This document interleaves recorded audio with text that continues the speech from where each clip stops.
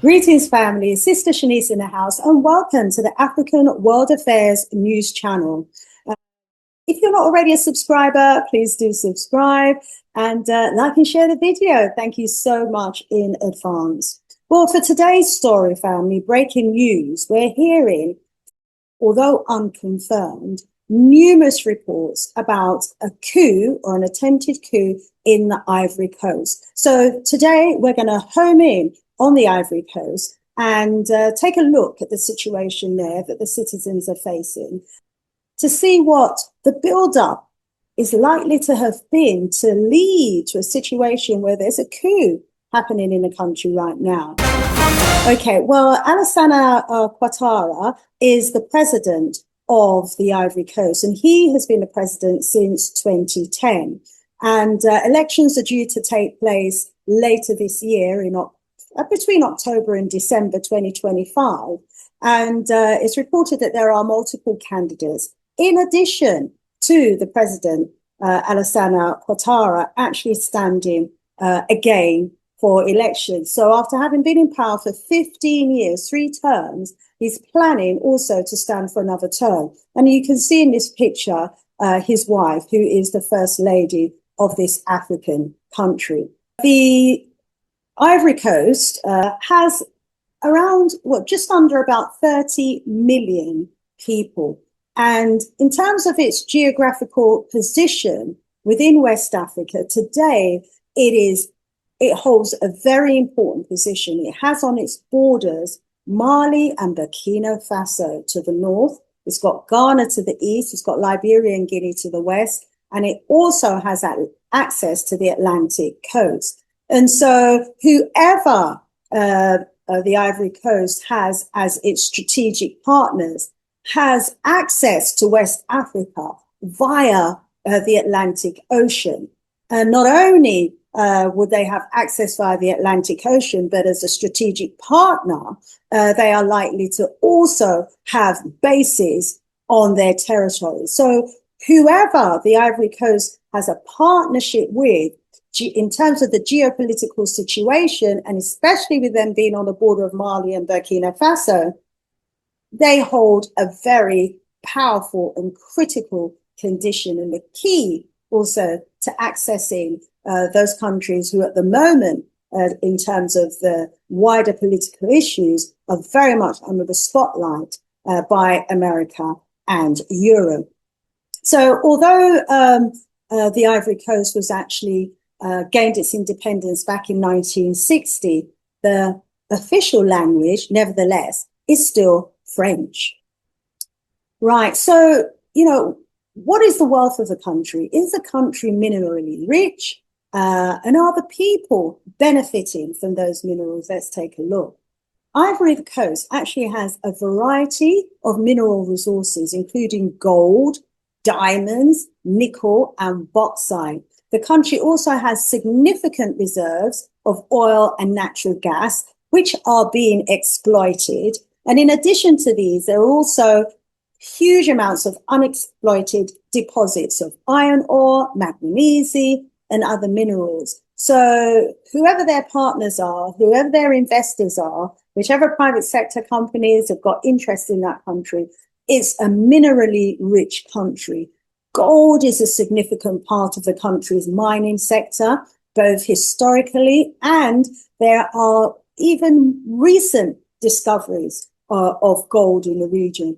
Diamonds, major diamond deposits in the region. And it's also the source of some of these diamond conflicts that we read about as well. There's plenty oil and natural gas. These offshore reserves of oil and natural gas are being exploited and are major sources of revenue.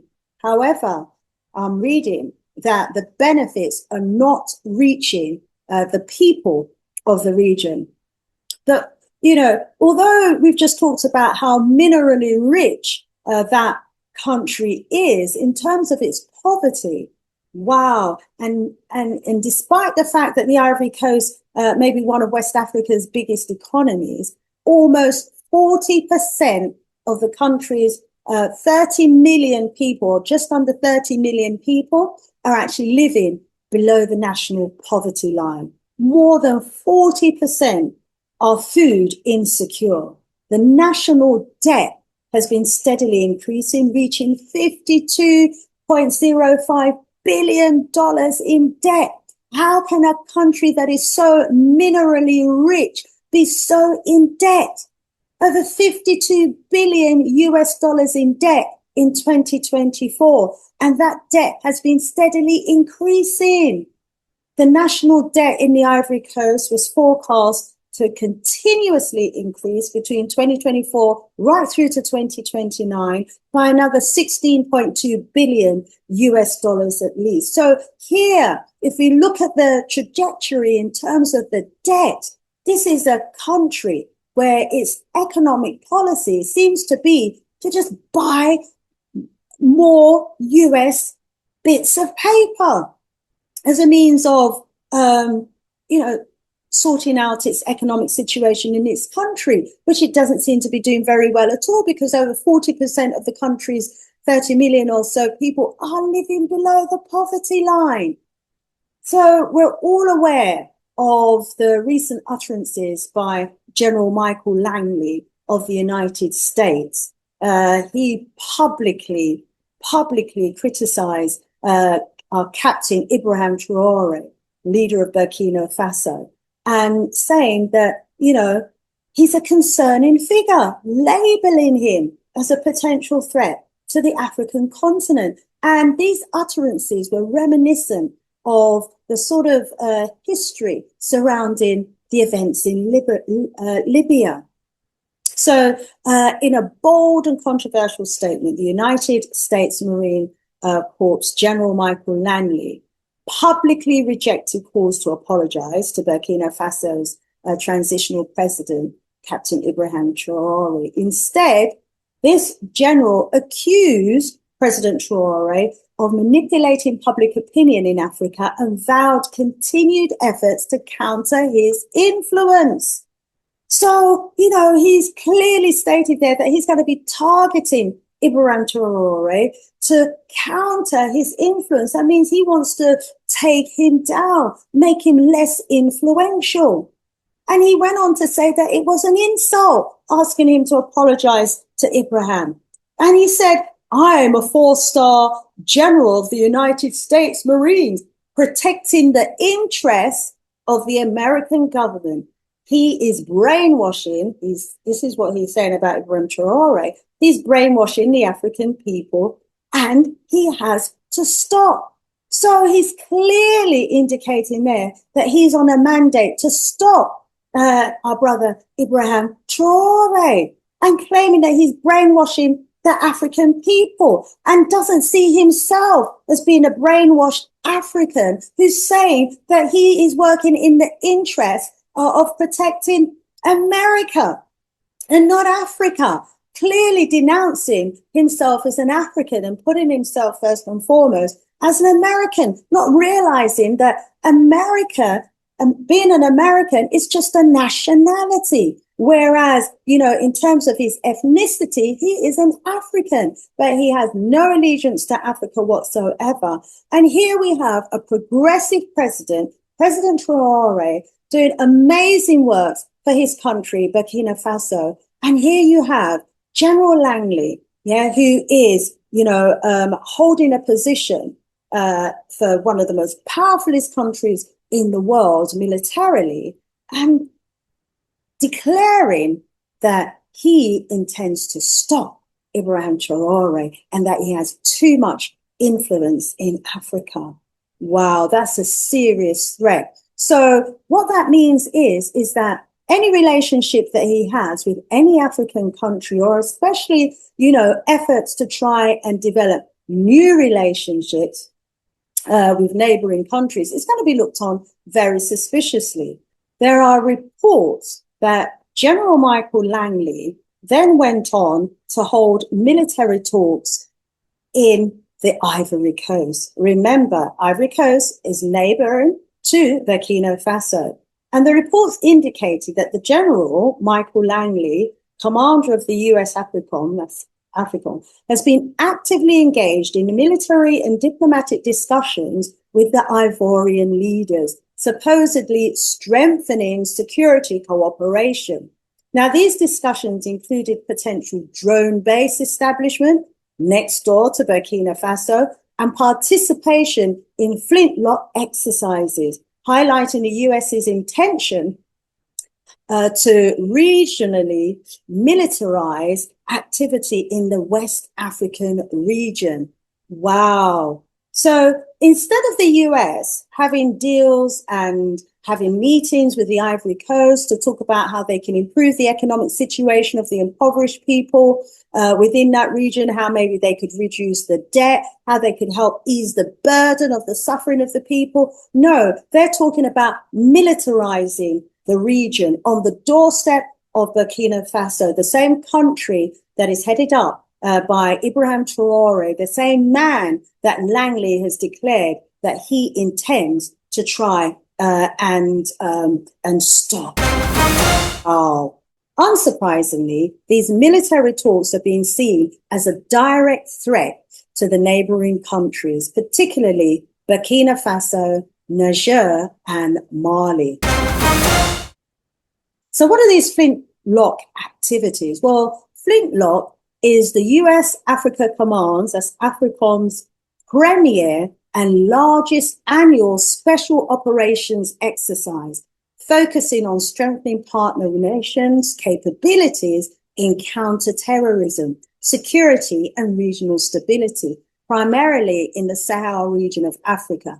And we all know only too well about the terrorist activities that have been taking place in the Sahel region that seems to happen more so around regions that have got these foreign military bases. And here we have the US coming in saying that they're going to be holding special operational exercises to supposedly counter terrorism.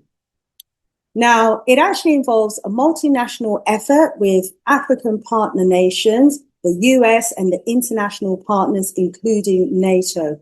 And in addition to the concerns that we all have about the military activities in the Sahel region, we also had the reports about the USAID allegedly being involved in directly funding some of these militia groups such as ISIS, Boko Haram, etc.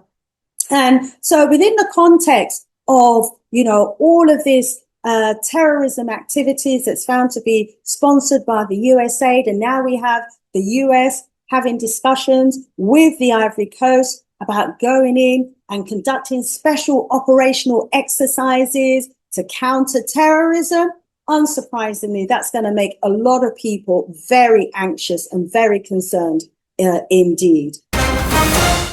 With that backdrop, plus the tensions that have been rising in the region about the US space deals, the human rights abuses, high poverty rates, youth joblessness, the country's rising debt, poor leadership and poor economic management, with the country's riches and resources, not benefiting the people, and the seemingly lack of political will to address the concerns of the people.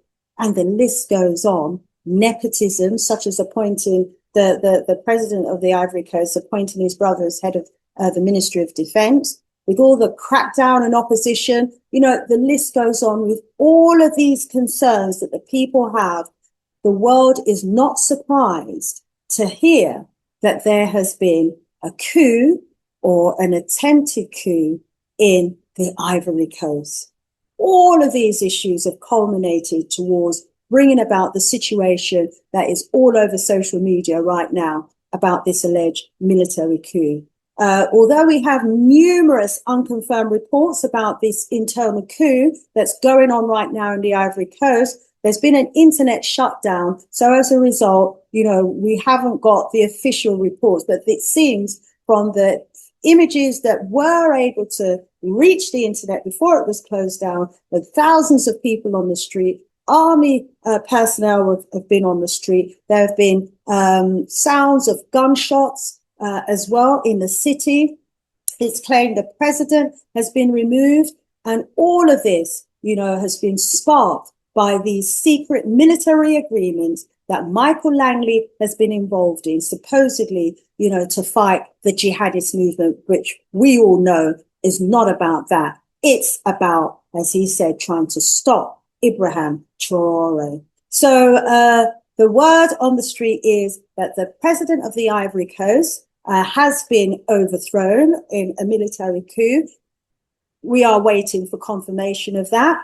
The people are clearly fed up with the neo-colonial situation that they are under, the stranglehold because of the debts and the activities of their government and leadership. So the people are taking direct action to liberate themselves. The national broadcaster's gone off the air. Street protests are happening. The presidential guards have apparently left their posts. It's not clear exactly what's happened to the president. Some reports claim that he's fled the country. Other reports are saying that he's under house arrest. Other reports are saying that he is still in the capital and it's business as usual. But I'm sure the truth is going to be coming out quite soon. But if there's one thing that we're clear about, the people of the Ivory Coast are fed up with the French and US military interference in their country. They recognize that what goes hand in hand with French and US military is the instability in the region. A coup was certainly looming, and it's looming for other African countries as well. There are those who are trying to debunk this, but the rumors are clear. The African World Affairs News Channel will continue to keep its eye on what's happening in the Ivory Coast. We certainly hope that the Ivorians get their sovereignty back, get their independence, and gets a suitable presidential leader at the helm. Sister Shanice, out of here for now. Please do like, share, and subscribe. Thank you very much. Bye for now.